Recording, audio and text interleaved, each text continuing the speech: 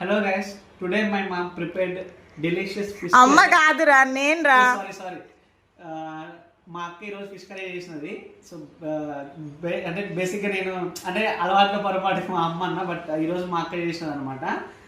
So చూడండి curry ఎట్లా ఉన్నదో.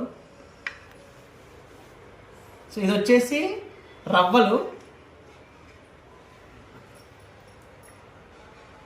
Let me taste.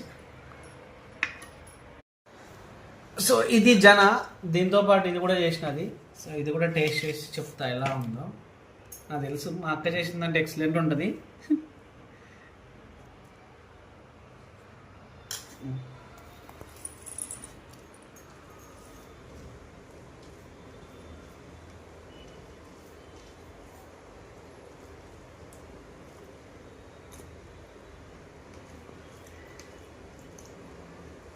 బాగుంది. అంటే మన ఇంట్లో కాబట్టి ఎక్సలెంట్ అని చెప్పండి, కానీ కొంచెం మాకు సాల్ట్ తక్కువైంది. బట్ కర్రీ అయితే బాగుంది.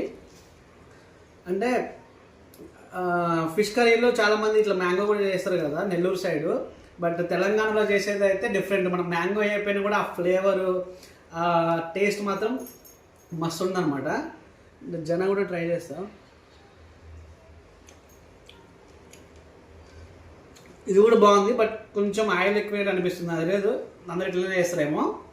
బట్ ఫిష్ కర్రీ తినేటప్పుడు ఒకటి అనిపిస్తుంది నాకేంటంటే, కొన్నిసార్లు ముళ్ళు సడన్గా గొంతులోకి వెళ్తుంది అనమాట. అప్పుడు అనిపిస్తుంది అది అనవసరంగా తిన్నాం కదా ఫిష్ కర్రీ అనిపిస్తుంది. సో మీరు కూడా అట్లా ఆత్రంతో తినకుండా చాలా స్లోగా తినండి. ఇన్ కేస్ ముళ్ళు సడన్గా ఇక్కడ ఆగితే try to drink some water. అంటే వాటర్ తాగండి, మింగేసేయండి, లేదా మీ పంటి కింద తిరిగితే నవలేసేయండి దాన్ని.